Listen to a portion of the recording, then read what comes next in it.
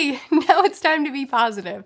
That was a weird video last time. If you missed it, it's over there. Tier ranking my least favorite tropes of all time. I don't tend to go super negative on this channel. I'm comfortable with being honest about the stuff that I don't like, the books that I don't like, but it's not really what I lean into here. And I enjoyed making that video, but it also felt weird. So now let's bring it back to positivity. Let's talk about my least favorite tropes of all time and instances where they've actually been done really well. So the first trope that we talked about in that video was insta-love. So, an instance where insta-love has been done well, not just, okay, you know what, I can still get on board with this despite insta-love, but actually I liked it in this book. And I'm actually gonna throw back to one of my childhood favorites. It's called Just Ella.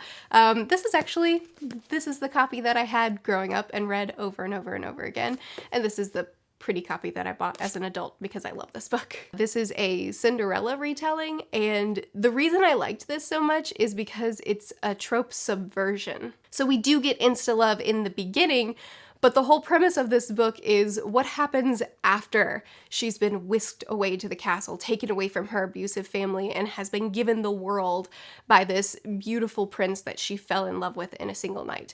And what happens is she doesn't actually like the prince, and she doesn't want to be a princess, and actually she wants out. But she doesn't really have a choice because her engagement was pretty public, and they're gonna make sure she stays. I love this book so ridiculously much, and I've reread it many times as an adult, and probably nostalgia plays a really big role in it, but I still love it every time I read it. So this is an instance where insta-love was something that I loved because it was a subversion of the trope. I don't know that I've ever loved insta-love to be taken seriously, but there you go, there's my answer. Okay, next is stupid mistakes. So this one was when the main characters are smart. They're smart people. They have intelligence. They know how to do what they do well. But also, they're really dumb, and they constantly make stupid mistakes. Basically, their intelligence level is really high, but their wisdom level can sometimes be pretty low. D&D nerds, I see you. And the answer is obvious for that. If you've read The Lies of Locke Lamora, then you knew where we were going here. Locke and Jean are just wonderful thieves and great at planning these elaborate heists and elaborate plans to get out of life ahead in the most dishonest way possible. And they're hilarious characters. The friendship, yeah, I know. I said it. I gotta talk about it. The friendship in this book is my favorite of all time. They're so smart. They're such, like, when you see their plans in action and you realize these people, these characters are brilliant, and yet they're constantly making bonehead decisions that get them into trouble. But it makes sense. Next book on the list was Love Triangle. So, love triangles. We love to hate them. Actually, no, we don't. We just hate them. Love triangles are something that thankfully I don't read very much anymore, but I used to read all the time. And like I said in the previous video, the reason they don't work is because 99% of the time, we know who the author wants us, we know who they're gonna end up with in the end. It's obvious who the author wants us to root for, and so it's not really an honest love triangle because we know who Endgame is from the start. Or if you're then you show us one that's wonderful and one that's terrible, and then once you've decided that we're supposed to change our opinions, you just change the characters' personalities entirely. So it's not a true love triangle for the readers, it's mostly just an unnecessary and annoying piece of drama that we'd rather do without. I'm saying we a lot, I'm really talking about myself. I know other readers have different opinions, but this is how I feel. So, love triangle's done well. I'm holding up Mansfield Park, but really Jane Austen in general does love triangles great. In a lot of her books, the female lead has multiple suitors, multiple people that are interested in her, and it's done so well because usually in an Austen novel, unless we've been spoiled, we don't know who Endgame is. We never know who they're going to end up with in the end because there's so many potentially good suitors. I think this one in particular is done well because I read a lot of reviews for Mansfield Park, which is her most disliked novel. I really enjoyed it, but I guess it is pretty low on my list too now that I think of it. I read reviews for Mansfield Park after I finished it, and there were so many people expecting it going one way and then it went the other way, and that was a big part of why a lot of people didn't like it. I was really happy with who she ended up with in this one. Anyway, Jane Austen, in not just Mansfield Park, but in a lot of her books, does a great job at introducing multiple love interests for our lead and actually making us wonder who they'll end up with and actually making us invested in what's going to happen with this romance where there's multiple options in the end. The Chosen One! Okay, so some of my favorite series are the Chosen One trope. This is a really common trope for fantasy, and I read a lot of fantasy. I read this trope a lot. I mostly feel I don't really care about this trope. It's not a trope that I have strong visceral feelings toward. But it is one that I don't tend to care for. And I think the best way I've seen this executed from start to end is The Wheel of Time. It's a 14-book series where all of the books are over 500. No, they're not all over 500 pages, but most of them are. But in that 14-book series, by the end, I loved the way this Chosen One ended up. And it would be a spoiler for me to really explain why I'm really happy with the way it turned out. But the Chosen One trope, I thought, because this is very blatantly Chosen One, especially in the first book, I thought it was obvious what direction we were going, and the way Robert Jordan decided to treat it made it so much more layered and gave it so much more muscle than what the Chosen One trope ends up having most of the time. I don't know how else to explain it. It was a much fuller use of the trope and much more satisfying to me as the reader to see it executed in the end, to see that final battle that we've been building up for months of reading or years of reading. I loved the way this particular trope played out. There are other tropes throughout this series and in the end that I hated, but this one in particular I think was handled really well. Oh, right. So the next one is the woman who is, her being raped is what gives her her character growth. Without the rape, without the sexual assault, she never would have had the character growth. They're tied together, and readers are convinced that one couldn't have happened without the other. There is no example of this done well. This cannot be executed well. I hate this trope. I want it to die forever. Moving on, miscommunication. Pride and Prejudice, those white books there are my Jane Austen set, if you didn't know, but here's the Barnes & Noble edition. Pride and Prejudice, I think, it was the only one I could think of that I actually really liked the way miscommunication was handled. The entire driving romance of the story, which there's a lot happening in this book beyond romance. Jane Austen books tackle so many things, and calling her nothing but a romance author is truly doing her a disservice, but moving forward. For the romance in particular, it really hinges on miscommunication and stubbornness. And this is the only instance where I feel like I was on the edge of my seat to find out how this would be resolved. And it was so satisfying, and it's a well-known story, so I won't spend much time on it, but this was miscommunication done so well. Everyone made it out alive. I can't give an example for this because it would just be a massive spoiler for whatever book I would have chosen, but frankly, I don't know what book I would choose. I'm sure I could come up with a good example. There are several in my mind of series that I still love despite this trope. As far as me thinking, yeah, that was great. No one should have died here. I'm happy with the way, I'm happy with this body count. I'm happy with the way this turned out.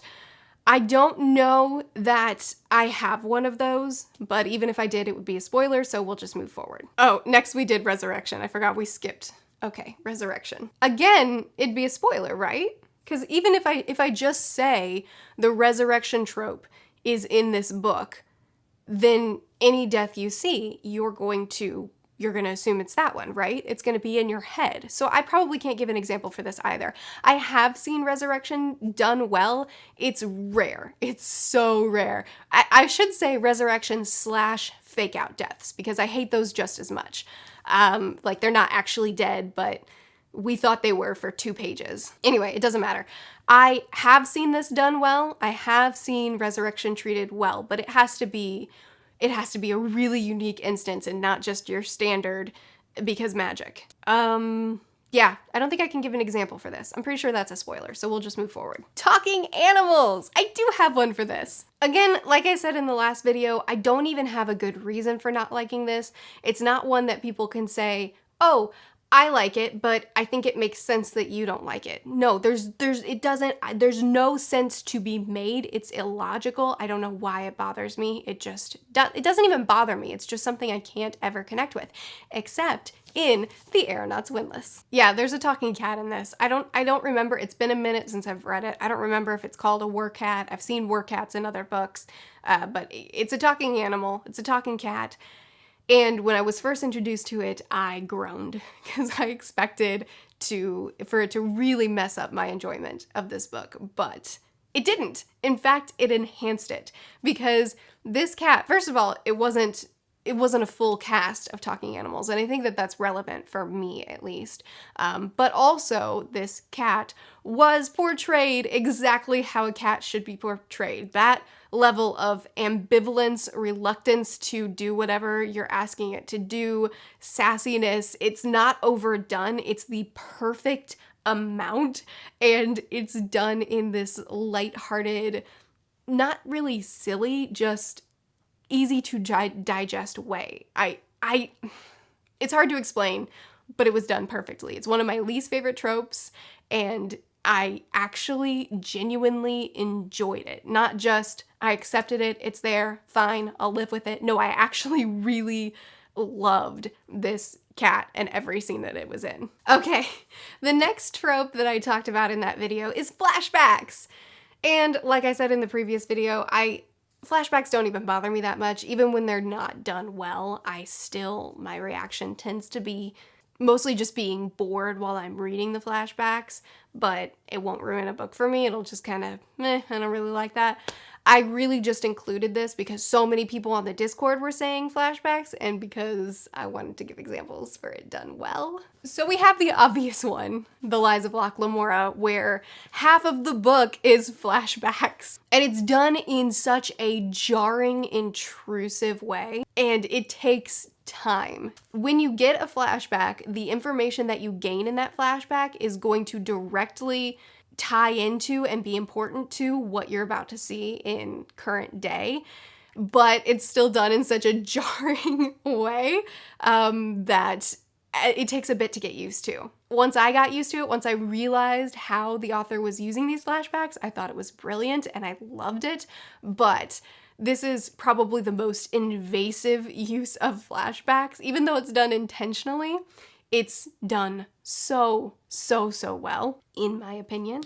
And the other example I'll give is the Stormlight Archive. I don't have book 2 on my shelves because I'm currently rereading it in anticipation for book 4. But the Stormlight Archive leans heavily on flashbacks. Each book spends a lot of time in flashbacks, giving us characters deeper backstories, and I think it's done really well. It's not nearly as abrupt and invasive as Lies, but it's still done frequently, and I think it's done in a way that really flows well with the story. And the flashbacks are super important and just well used for actually building up a character, instead of just, I could have gotten this attachment to or information about the character in a more cohesive way. It actually feels like, yeah, this is used really well. Okay, next one is the all talk, no action, which is more of a writing flaw and less of a trope, and it's characters that we'll get a whole monologue about how they could kill everyone in the room and get out and no one would even know about it. And we're just told constantly about how incredible a character is, but we never actually see them do that. It's just that the narrative is beating us over the head with it. But nothing is ever actually shown. This can be about the character being really strong, really brave, really funny, a great friend, a great love interest. I've seen it done in almost every aspect, and it's really never done well. I don't think this trope can be done well because it's not actually a trope, it's really just a writing flaw, but it's one that was brought up a lot in the Discord when I was chatting with people on the Discord about it, and it's also one that I really, really hate, so it doesn't actually fit in this video, but I do still think that it belongs here. But yeah, I don't think this can be done well because this is something that's actually just, you need to write it better, you need to show me and not just constantly tell me, so skip it. And the last one is romanticized cheating. Or justified cheating. I'm not sure, did I write something down for that? I wrote down Anna and the French Kiss. It was late when I was making this list, and I think I was trying to make a joke to myself, and then I never moved past that joke and actually came up with a good example. Yeah, I don't think I have an answer for this either. I don't think I've ever read cheating, romanticized or justified cheating in a book and thought, I'm rooting for you. It's not that, just break up first. It's not that complicated. So I guess my answer is Anna and the French Kiss, but it's not. If you're new here, it's not. So there you go. There is the list of some of my least favorite tropes of all time and some books that have done it so well.